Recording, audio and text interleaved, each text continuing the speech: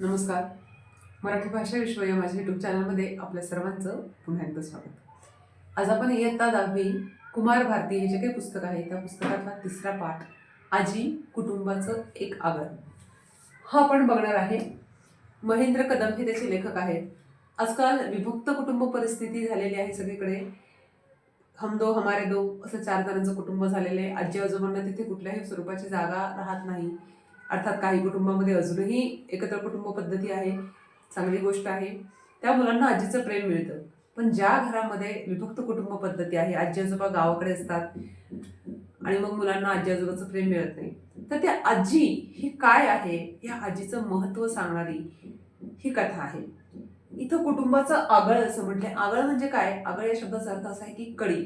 कडी लावण्यासाठी ज्यावेळेस आपण दरवाजाला लावत असतो, आता लॅच निघालेला आहे, पण पूर्वीच्या काळी जे काही लाकडी दरवाजे होते ते लाकडी दरवाजे लावल्यानंतर त्याला एक कोयंडा अडकवण्यासाठी असायचा.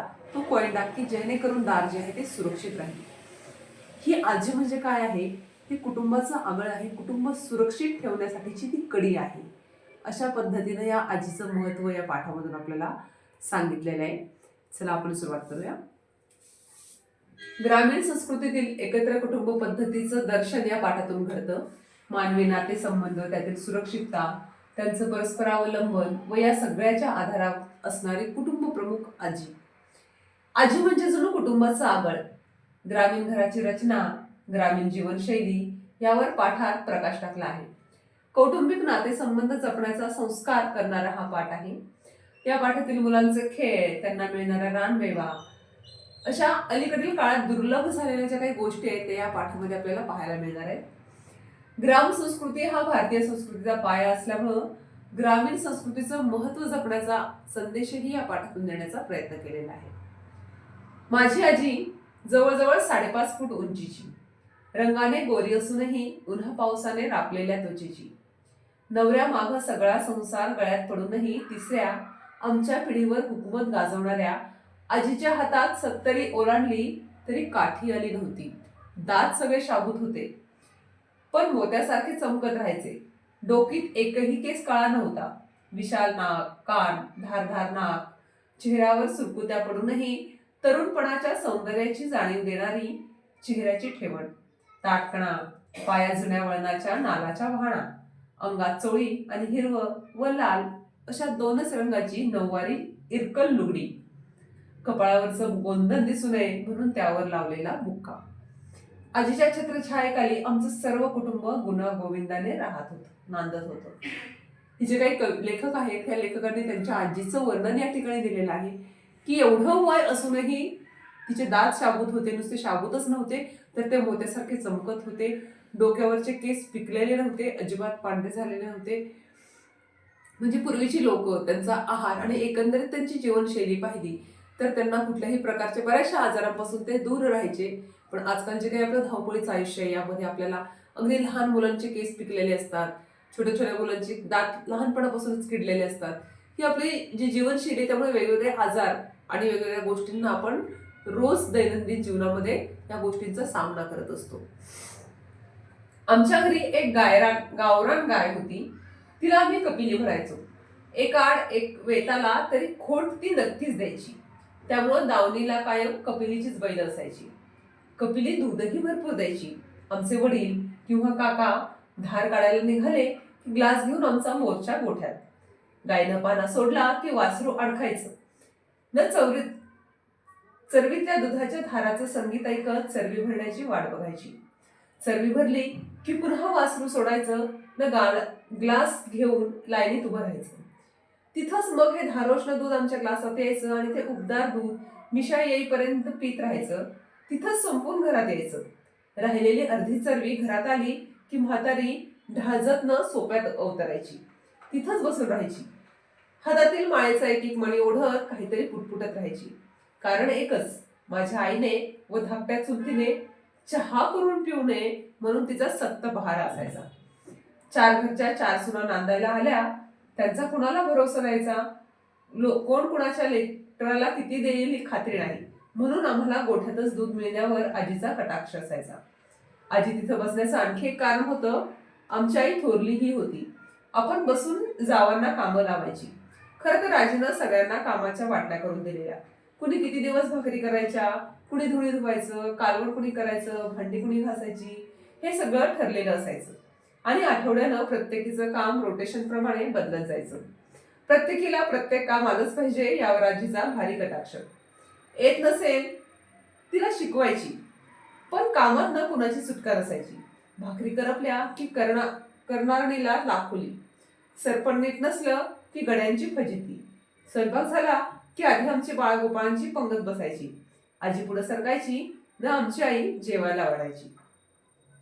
त्यांच्या घरातलं वर्णन या ठिकाणी दिलेलं आहे की काय ग्रामीण भागामध्ये जे काही सकाळी सकाळी मुलांना धारोष्ण दूध मिळतं ते पण गोठ्यात जाऊन, हे या ठिकाणी वर्णन केलेलं आहे की जे आजकाल आपल्याला पिशवीमधून वगैरे प्यावं लागतं. ते पाश्चराइज झालेलं असेल किंवा अजून त्याच्यावर काय काय प्रक्रिया केलेली असेल माहित नाही. खूप नशिबान असतात की जी लेकरं की जी डायरेक्ट गोठ्यात जाऊन गाईचं धारोष्ण दूध त्यांना प्यायला मिळतं. तर ह्या लेखकालाही तसंच पद्धतीचं हे दूध मिळत होतं आणि ते सुद्धा त्यांची आजी स्वतःहून त्यांना द्यायची की सगळ्या मुलांना सारखं मिळालं पाहिजे म्हणून ती त्यांना गोठ्यातच द्यायची. घरात आल्यावर कदाचित एखादी सून जी आहे ती आपल्या लेकराला जास्त देईल, दुसऱ्याच्या जावाच्या लेकरांना कमी देईल. हा आजीचा उद्देश असायचा की सगळ्या लेकरांना सगळं सारखं मिळालं पाहिजे म्हणून ती ते दूध जे आहे ते त्या गोठ्यामध्ये सगळ्या लेकरांना द्यायची. आणि नंतर घरामध्ये आल्यानंतर सुद्धा आजीचा जो काही वर्चस्व होतं घरामधलं ते शेवटपर्यंत टिकून होतं की चारही सुना ज्या आहेत त्या चारही सुनांवर तिचं पूर्णपणे कटाक्ष होता. कोण काय काम करतं, प्रत्येकीला कामाची वाटणी सारखी करून दिलेली असते, प्रत्येकीला प्रत्येक काम आलं पाहिजे हा आजीचा उद्देश असतो. खरं तर एकत्र कुटुंब पद्धतीमध्ये राहत असताना हे सगळ्या गोष्टींचं नियोजन करणं खूप महत्वाचं आहे. त्यामुळंच पूर्वीची घरं जी आहेत ती एकत्र कुटुंब पद्धती असायची. आजकाल घरामध्ये दोन माणसं दोन बायका जरी एकत्र असले तरी त्यांच्यामध्ये हे काम तू करते का मी करते, तू करते का मी करते अशा पद्धतीनं वादविवाद होत असतात. त्या सगळ्या गोष्टींवर उपाय म्हणजे ही आजी असते की ही आजी जी असते घरामधली ती आजी सगळ्यांना सगळ्या गोष्टी व्यवस्थित समजावून सांगत असते, वाटून देत असते.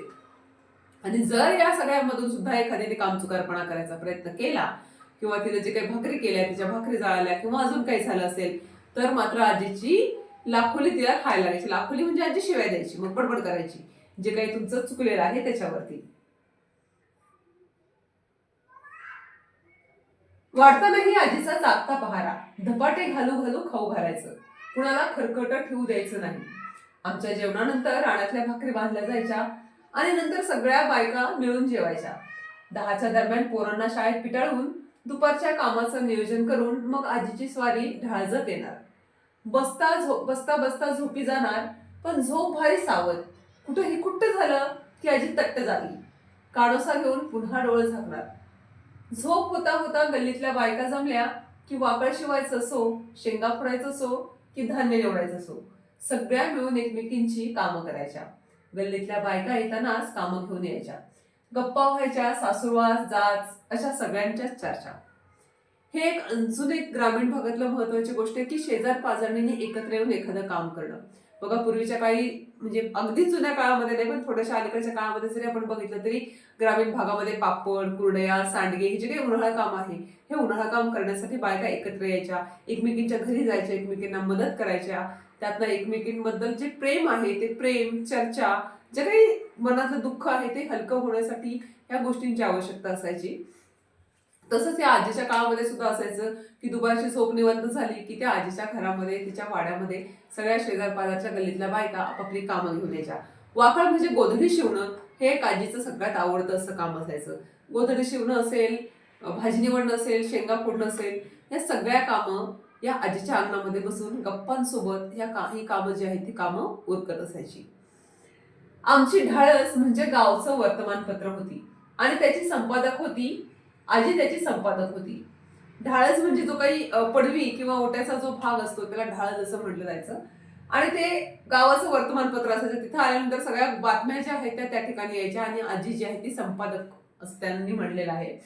तर सगळ्या बातम्या तिथे यायच्या, त्यांची शहानिशा व्हायची व मग त्या गावभर जायच्या. कडूस पडायच्या आत ही मैफल मोडायची. कडूस पडणं म्हणजे तिनिसांची वेळ होण्याच्या आतमध्ये. माणसाची वेळ झाली की म्हातारीची ढाळच सुटायची, माणसं ढाळजत बसायची.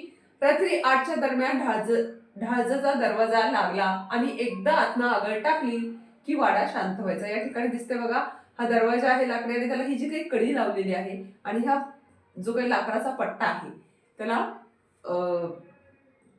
आगळ म्हटलं जायचं. त्याला ती आगळ की दाराचं जास्तीत जास्त संरक्षण होण्यासाठी, तर ती एकदा आगळ टाकली की वाडा शांत व्हायचा. ही आगळ दरवाजाला लावणं किंवा ती काढणं म्हणजे आमच्यासाठी दिव्य असायचं. मुळात ही 6 फुटांची लांब आणि पाऊण फूट रुंद अशी सागवानी आगळ एका भिंतीतल्या देवळीत आरपार जायची.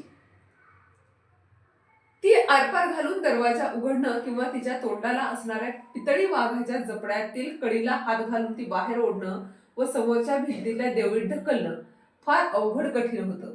ही आगळ म्हणजे दरवाजाचं, पर्यायाने वाड्याचं भरभक्कम संरक्षण कवच होती. जशी आजी ही या आपल्या कुटुंबाचं भरभक्कम संरक्षण कवच असते. दुपारीही एकदा आगळ टाकली की उन्हाचं सुट्टीचं आम्हाला बाहेर पडायला संधी नसायची.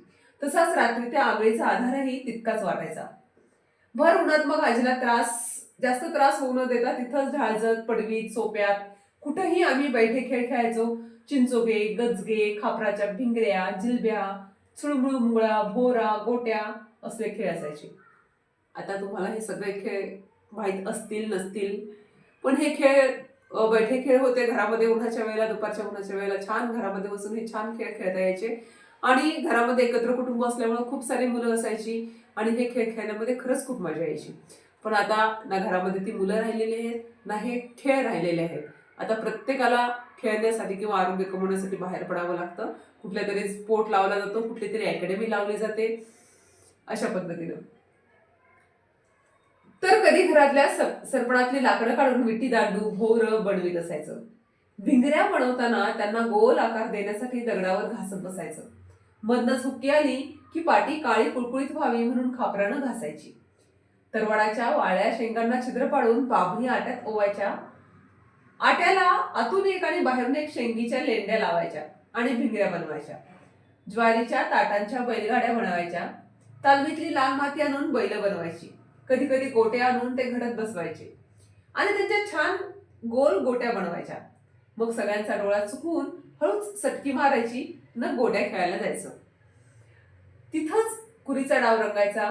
ज्यांना खेळायची संधी मिळायची नाही ती पोरं माकडासारखं वड्याच्या पारंब्यांना लोंबकळत राहायची. झोका खेळायची.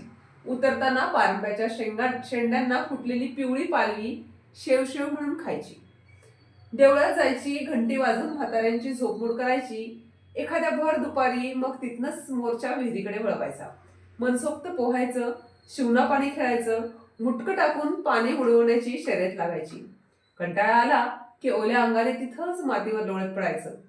चटके बसायला लागले की पुन्हा पाण्यात उड्या. थकून घरी यायचं आणि भाकरीवर उड्या टाकायच्या. लाल डोळं आणि पांढरं पडलेलं अंग बघून आजीचं बोलणं खायचं. असल्या सगळ्या निसर्गदत्त वातावरणात बालपण आकारलं होतं. गाभोळ्या चिंचा, मिठाचे खडे आणि कच्च्या कैऱ्या, बांधावरची बोरं, चिंचाचा तौर, उंबरं, ढाळं, काटाळ्यावर भाजलेली कणसं, गहू ज्वारीचा हुरडा, कच्ची वांगी, गवार, छोटी टमाटी, शेण्या, कलिंगड, शेंदाड, करडीची पात्रांची भाजी, ज्वारीची हिरवीगार ताटं, कवटं, तुरीच्या मटकीच्या शेंगा, त्यांची उकड, हुलग्याचं मांडगं, असा सगळा रानमेवा पोटात जायचा. आम्ही वाढत होतो, भांडत होतो, पुन्हा एकत्र खेळत होतो.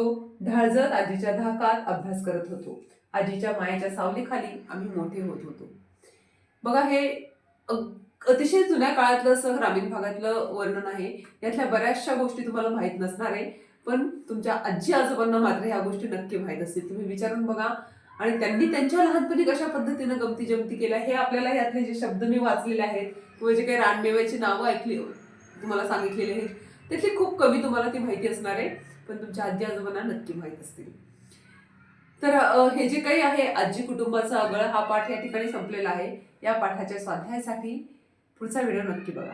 तोपर्यंत धन्यवाद.